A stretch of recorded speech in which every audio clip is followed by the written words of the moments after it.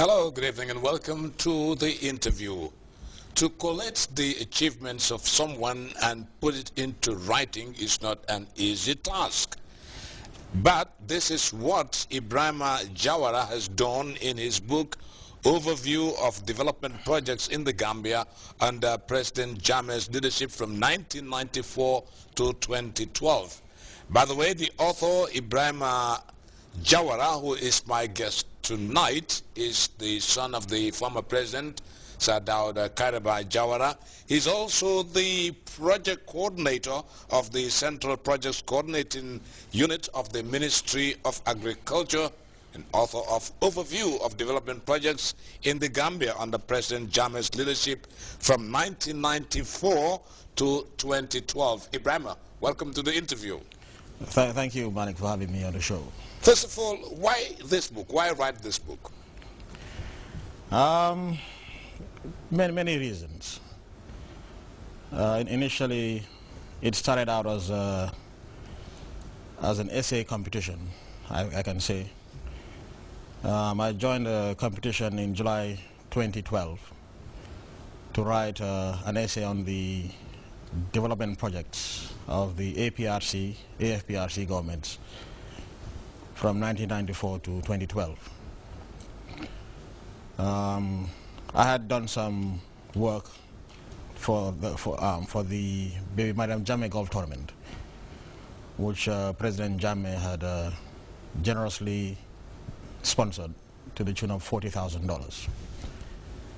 So, as is the norm with the booklet for the competition, and being the sole sponsor, we had to say a few things about his achievements. I mean, of course, as a head of state, he's not a commercial entity that he would promote like that. So when the competition was announced on GRTS, my initial reaction was, I've already done this. So I think I might as well give it a shot. Yeah. And being the competitive person that I am, I decided to go all the way. Now, of course, by the time I knew it, I was into 150 pages. And before I knew it, I was up to 200. And it just kept on going on and on.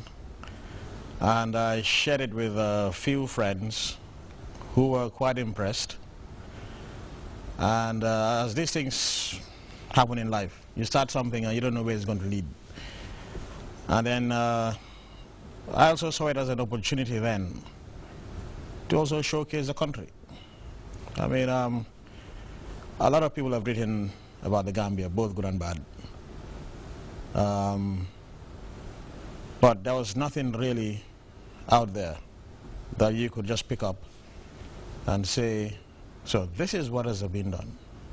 And someone who's been part of the Jammeh administration at the Ministry of Agriculture in different portfolios, I have been a small part of that process as well in trying to get some of these achievements. And I've been seeing it firsthand. So I saw it as a killing two birds with one stone. Enter the competition and at the same time promote the country to benefit myself, the country, my family, and the entire Gambia, because we live in Gambia. And if the president is doing good work, it's up to us to showcase it. I mean, nobody can do that better than us. So what you actually had when you entered the competition formed the basis of this book? Absolutely. And I then expanded upon it, because what I did for the competition is different from this. Right. And at the time, like I said, I shared it with a few people. I shared it with a publisher, Galeb Zedan, the proprietor of Transfer, who I must add has been a true friend of the Gambia. He has invested a lot of money here. He has settled here for the last 13 years. He employs many Gambians. And he also saw he saw where the book would get to. And he saw the need for the book at the time as well. So he didn't hesitate to offer to finance the publication of the book. Now, a book publisher is the entity that has the most to lose if a book doesn't sell in the market. But he wasn't thinking about that. Like he's the investor. He's the investor. So if the book doesn't do well, he loses. As the author, it's my copyright, but my money didn't go into the book. You know, and as an independent person as well, to see the need to have this out there. You know, of course, as an investor in the Gambia as well, it's in his interest to showcase the good things about the country.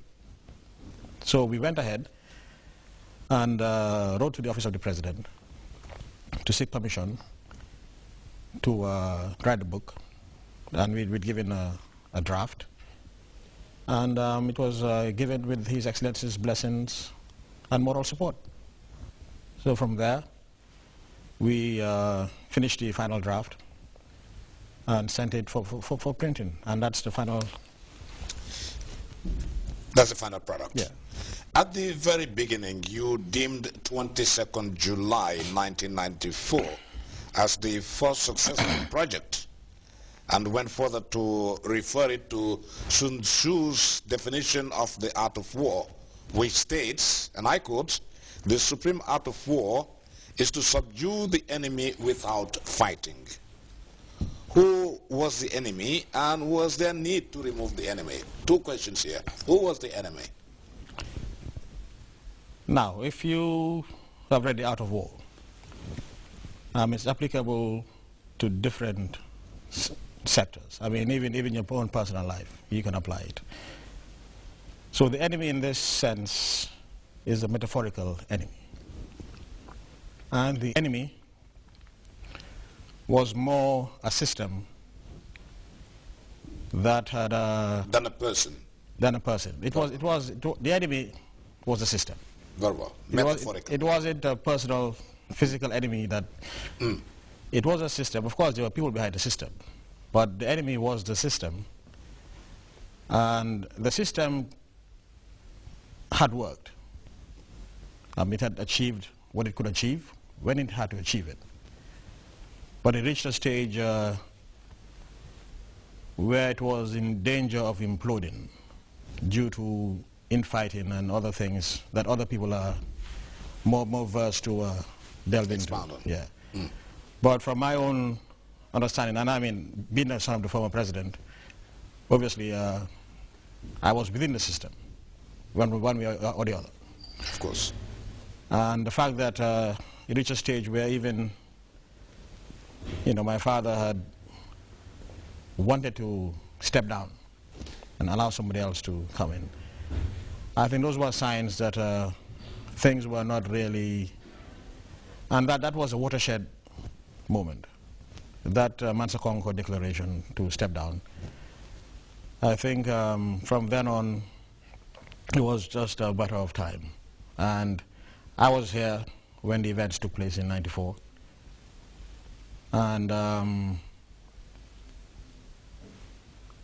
if you read my dad's book, Kerawa, you'll see that I was at the Radville farm when the events took place, the July 22nd coup.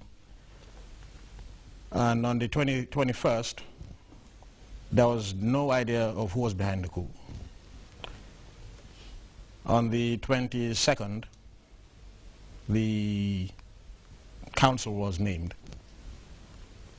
And when I heard that the chairman was Lieutenant Yahya Jammeh, who you knew well before the coup. Absolutely. And I actually laughed.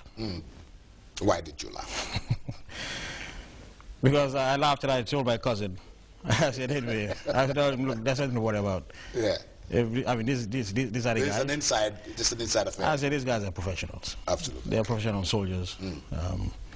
And especially, who used to call Kalilai at State House, amongst the kids. So I told him, look, I'm not bothered. And I went out that same day. I can remember I was on Keraba Avenue, and there's a prominent lawyer who was driving past, and he saw me standing there. And he must have been thinking, what is this guy doing here? You were a lunatic. I met up with Edward Singate and Peter somewhere, and, we were just starting chatting, and it was a